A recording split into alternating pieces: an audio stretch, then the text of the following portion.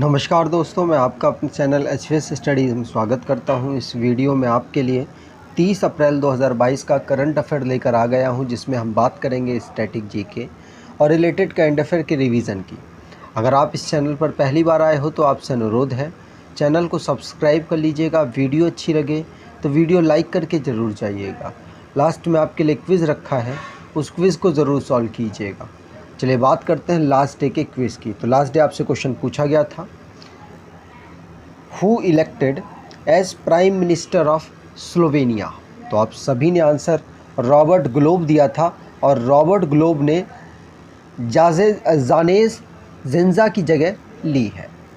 आज के पहले क्वेश्चन की बात करें तो आज का पहला क्वेश्चन है, which state become countries first district with library in every village. तो ऐसा कौन सा राज्य है जिसके यहाँ पर पहला डिस्ट्रिक्ट ऐसा बन चुका है जहाँ के सभी गांव में लाइब्रेरी खुल चुकी है। तो आंसर यहाँ पर हो जाएगा वही सबसे चर्चित जो डिस्ट्रिक्ट है वही है, जो कि जमतारा, झारखंड का जमतारा डिस्ट्रिक्ट में ऐसा हुआ है कि सारे गांव जो भी उसके अंतर्गत सारे गांव पड़ते हैं उसमें लाइब्रेरी खुल गई है और 9 से 5 बजे तक लाइब्रेरी जो नॉर्मल टाइम होता है उसमें खुलेगी। और इससे 118 ग्राम पंचायत ने मिलकर इस पर काम किया और 8 लाख लोगों को इससे बेनिफिट मिलने वाला है। जमतारा झारखंड आपने सुना होगा, ये जो बैंकिंग फ्रॉड के लिए बहुत ज़्यादा चर्चा में आया था, उसी की बात कर रहे हैं। जमतारा जो कि अब ऐसा पंचायत बन चुकी, ऐसा डिस्ट्रिक्ट बन चुका है जहाँ की हर पंचायत, हर गांव में ऑलमोस्ट एक लाइब्रेरी हो चुकी है। बात की जाए झारखंड की, तो झारखंड की कैपिटल है रांची। झारखंड के चीफ मिनिस्टर हैं हेमंत सोरेन, गवर्नर हैं रमेश बैस। जो स्टेट से रिलेटेड करंट अफेयर बने हैं उसको रिवाइज कर लेते हैं। पहला क्वेश्चन पढ़ लिया। दूसरा है तमिलनाडु ने माइनॉरिटी राइट डे हर साल 18 दिसंबर को मनाने की घोषणा की है। कर्नाटका की गवर्नमेंट ने सोशल अवेयरनेस कैंपेन सांस, जो कि निमोनिया से रिलेटेड एक कैंपेन है, उसको चलाने की घोषणा की है। कंजोम डे जो कि मणिपुर में कंजोम वॉर मेमोरियल में मनाया गया। महाराष्ट्र जो कि पहला स्टेट बन चुका है जिसने टोटल डिजिटल टिकटिंग सिस्टम को अप्रूव किया है।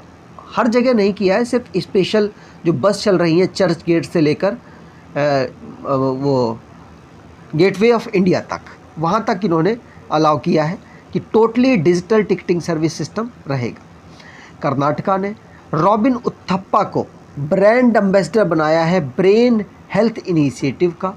मणिपुर हाईएस्ट इंडियन फ्लैग फहराया गया, कहाँ पर INA कॉम्प्लेक्स में। तमिलनाडु के चीफ मिनिस्टर ने 14 अप्रैल को इक्वालिटी डे मनाने की घोषणा की है। उत्तराखंड हिम प्रहरी स्कीम को जो एक्स सर्विसमैन और यंगस्टर के लिए इन्होंने लॉन्च किया है। अगले क्वेश्चन की बात करें तो अगला क्वेश्चन है, who's appointed as NASSCOM chairperson for 2022 to 23। तो आंसर यहाँ पर हो जाएगा 2022 से 2023 के लिए चेयरपर्सन बनाया गया है किसको? कृष्णन रामानुजम को बनाया गया है नैस्कॉम का अगला चेयरपर्सन, और इन्होंने जगह ली है रेखा M मेनन की। आपको बता दूं नैस्कॉम की फुल फॉर्म क्या है, पूछी जाती है। National association of software and service companies. आपको बता दूं इन्हीं के साथ साथ एक अपॉइंटमेंट और हुआ है वाइस चेयरपर्सन का, जिनका नाम है अनंत महेश्वरी। इनको वाइस चेयरपर्सन अपॉइंट किया गया और चेयरपर्सन कृष्णन रामानुजम को अपॉइंट किया गया। नैस्कॉम की बात करें तो इसके प्रेसिडेंट इस समय पर देवजानी घोष है। हेडक्वार्टर नई दिल्ली है। फाउंड किया गया था 1988 में। अगर आप स्टैटिक जीके की ई बुक परचेज़ करना चाहते हैं तो आप इस ई बुक को परचेज़ कर सकते हैं। डिस्क्रिप्शन बॉक्स में लिंक है, वहाँ से आपको ये मिल जाएगी। ऑलमोस्ट सभी टॉपिक आपके यहाँ पर कवर किए गए हैं और बहुत हेल्पफुल रहेगी आपके आने वाले एग्ज़ाम के लिए। अगले क्वेश्चन की बात करें, Asian wrestling championship 2022 India finishes with how many medals? तो भारत ने एशियन रेसलिंग चैम्पियनशिप, वैसे तो नॉर्मली हम ये पढ़ते हैं कि कहाँ ऑर्गेनाइज़ कराया जाएगा, लेकिन अब ये ऑर्गेनाइज़ हो चुका है और भारत ने इसमें कितने मेडल जीते हैं ये आपसे पूछा जा रहा है। आपको बता दूं, एशियन रेसलिंग चैम्पियनशिप को उलानबाटर, मंगोलिया की जो कैपिटल उलानबाटर है वहाँ पर ऑर्गेनाइज़ कराया गया। और जो ये इसमें भारत के जो पहलवान थे उन्होंने 17 मेडल के साथ ये ख़त्म किया। 17 मेडल भारत के पहलवानों ने यहाँ पर जीते। 17 मेडल में से 1 गोल्ड जो कि रवि कुमार दहिया के द्वारा दिलवाया गया। सिल्वर मेडल 5 थे और 11 ब्रॉन्ज मेडल थे। रवि कुमार दहिया जो कि लास्ट 3 ईयर से, मतलब 2022 में, 2021 में और 2020 में, इन तीनों ईयर्स में इन्होंने भारत को गोल्ड मेडल जितवाया है। आपको बता दूं 2020 वाला न्यू दिल्ली में ऑर्गेनाइज़ हुआ, 2021 वाला कज़ाकिस्तान में और 2022 वाला उलानबाटर मंगोलिया में ऑर्गेनाइज़ कराया गया। टोटल 30 मेंबर गए थे इंडिया की तरफ से पार्टिसिपेट करने के लिए 35 नंबर का एशियन रेसलिंग चैम्पियनशिप में, लेकिन वहाँ पर 17 भारत को मेडल मिले हैं। यहाँ पर आप देख सकते हैं टैली में, जिसमें जापान, ये जो एशियन रेसलिंग चैम्पियनशिप है इसमें जापान टॉप पर रहा 21 मेडल के साथ। भारत का नंबर यहाँ पर 5th रहा 17 मेडल के साथ। रिसेंटली में जो स्पोर्ट्स से रिलेटेड करंट अफेयर बना है उसको रिवाइज़ कर लेते हैं। जैसे कि पहला क्वेश्चन पढ़ लिया, दूसरा है Serbia open title Andrew Rublev ये जीत चुके हैं, रशिया से बिलोंग करते हैं। और नोवाक जोकोविच जो दुनिया के नंबर 1 टेनिस प्लेयर हैं, इनको इन्होंने हरा दिया है, जो कि सर्बिया से ही बिलोंग करते हैं। F1 एमिलिया रोमांगना ग्रैंड प्रिक्स को रेडबुल चलाने वाले मैक्स वर्स्टप्पन के द्वारा जीत लिया गया। वैसे ये नीदरलैंड के प्लेयर हैं, आपको याद रखना है। विजडन एल्मनाक ने क्रिकेटर ऑफ द ईयर दिया, 5 प्लेयर्स को दिया, जिसमें से भारत के 2 प्लेयर हैं, रोहित शर्मा और जसप्रीत बुमराह। वेस्ट इंडीज़ के ऑलराउंडर किरण पोलार्ड जिन्होंने रिटायरमेंट की घोषणा कर दी है। IPL में ये मुंबई इंडियन के साथ खेलते थे। Grand master D Gukesh 48 number का लारोडा इंटरनेशनल ओपन चेस टूर्नामेंट को जीत चुके हैं। हरियाणा 12वें नंबर की senior mains national hockey championship को जीता। डेनिस ओपन स्विमिंग को साजन प्रकाश के द्वारा जीता गया और वहाँ पर गोल्ड मेडल प्राप्त किया गया। तमिलनाडु ने पंजाब को हराकर नेशनल बास्केटबॉल चैंपियनशिप के फाइनल में जीत दर्ज की है। अगले क्वेश्चन की बात करें, international dance day observe on, तो इंटरनेशनल डांस डे कब ऑब्जर्व किया जाता है? तो आंसर यहाँ पर हो जाएगा 29 अप्रैल को हर साल इंटरनेशनल डांस डे ऑब्जर्व किया जाता है। यहाँ पर बात करें तो इंटरनेशनल डांस डे आपको ध्यान रखना है, लास्ट टाइम एग्ज़ाम में पूछा गया है। अगले क्वेश्चन की बात करें उससे पहले जितने भी इम्पॉर्टेंट डेज थे उनको रिवाइज़ कर लेते हैं जो हमने लास्ट वीडियोज़ में पढ़े थे। जैसे world creativity and innovation day 21 अप्रैल को सेलिब्रेट होता है। नेशनल सिविल सर्विस डे 21 अप्रैल को ऑब्जर्व किया जाता है। इंटरनेशनल मदर अर्थ डे 22 अप्रैल को। World book and copyright day 23 April. National Panchayati Raj day 24 अप्रैल। 25 अप्रैल को world malaria day. International Chernobyl disaster remembrance day जो ऑब्ज़र्व किया जाता है 26 अप्रैल को WHO ने। वर्ल्ड इम्यूनाइजेशन वीक को 24 से 30 अप्रैल को ऑब्ज़र्व किया। वैसे लास्ट वीक ऑफ अप्रैल में ये ऑब्ज़र्व किया जाता है WHO के द्वारा।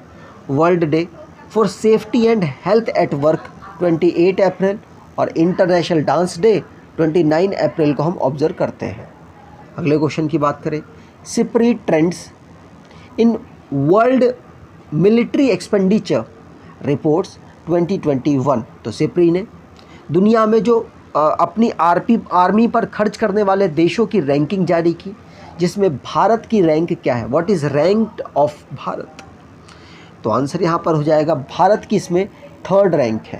पहले पोजीशन पर USA सबसे ज़्यादा अपनी आर्मी पर पैसा खर्च करता है।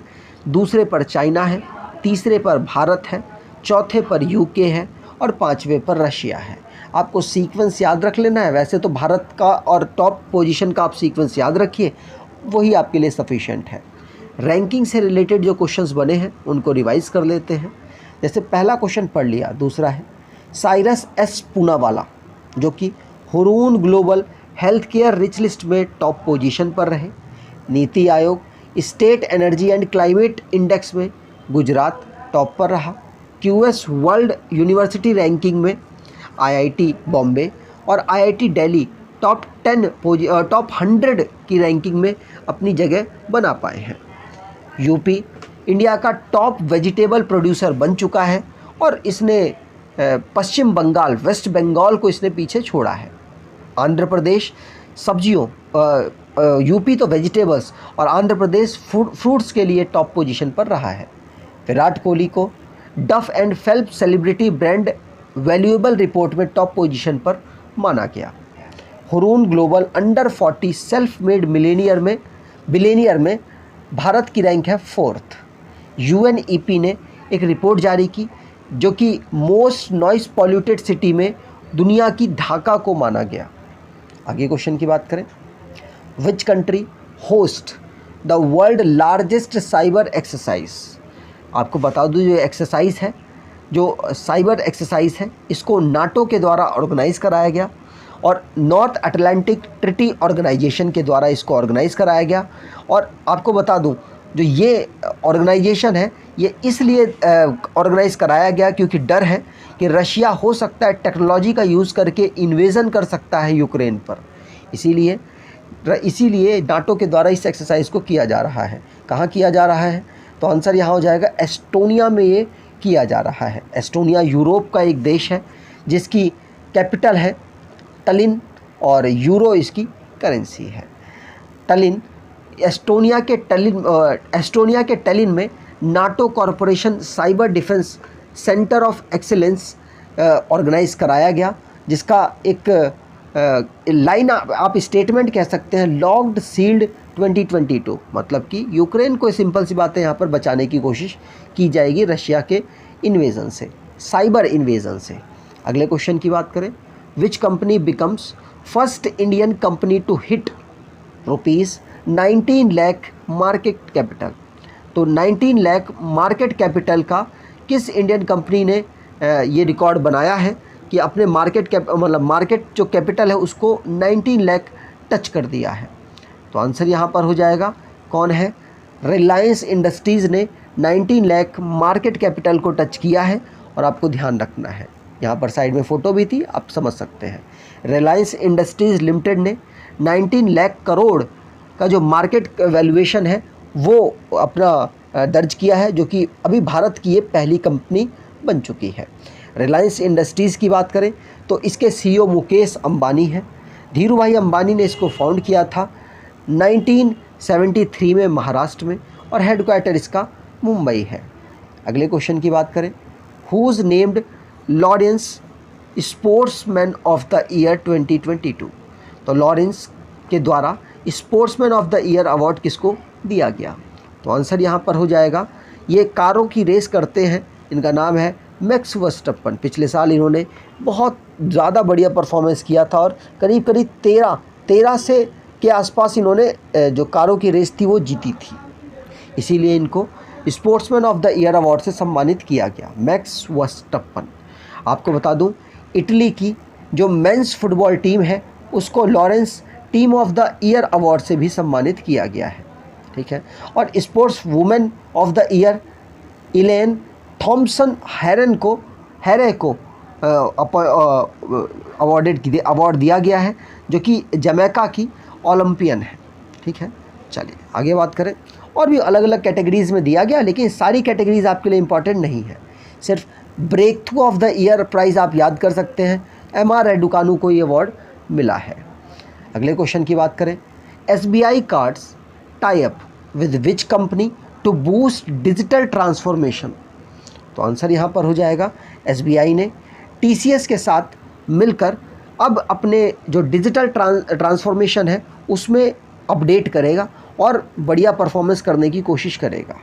आपको बता दूं TCS SBI को सर्विस प्रोवाइड करा रहा है 2008 से। तो इनके बीच में जो कोलैब है वो पहले से ही है, सर्विस का है, लेकिन अब जो भी डिजिटल होगी ना ट्रांजैक्शन वगैरह, उसमें भी अब ये हेल्प करने वाले हैं। मतलब बेहतर परफॉर्म करने के लिए TCS यहाँ पर अब इनकी मदद करेगा। ठीक है, यहाँ पर SBI की बात हुई है, तो SBI कार्ड के CEO रामा मोहन राव अमारा है और हेडक्वार्टर इसका गुरुग्राम में है। फाउंड किया गया था 1998 में। आज की क्विज की बात करें, Bhim UPI became operational at NeoPay terminals in which country. तो आपको कमेंट बॉक्स में डिटेल में आंसर देना है। अगर आपको ये वीडियो अच्छी लगी है तो आपसे अनुरोध है, वीडियो को लाइक कर दीजिएगा, चैनल को सब्सक्राइब कर लीजिएगा और एटलीस्ट अपने कुछ दोस्तों तक वीडियो को शेयर ज़रूर कीजिएगा। धन्यवाद।